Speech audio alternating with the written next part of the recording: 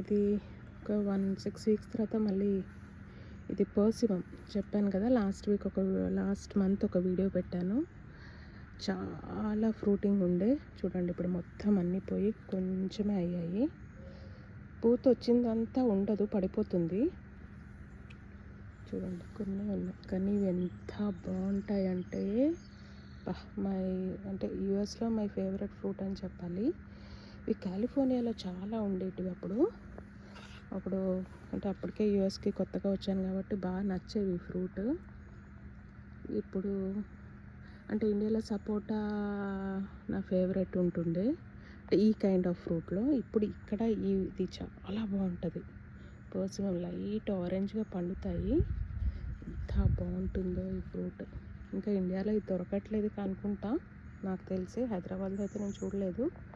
But ఎంత బాగుంటుందో ఈ ఫ్రూట్ అసలు. పండిన తర్వాత ఇంకా పెద్దగా అవుతాయి, అయిన తర్వాత చాలా టేస్టీగా ఉంటాయి ఇవి.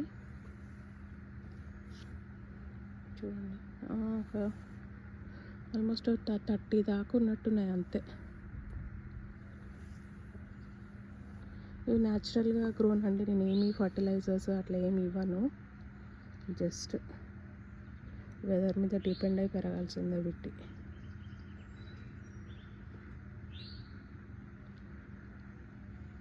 పెద్ద ప్లాంట్ ట్రీ అట్లా ఏం అవ్వలేదు. జస్ట్ ఒక 5 ఫూట్ టాల్ ఉంటుంది ఇది.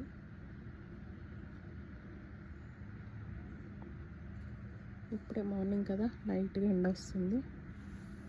చూడండి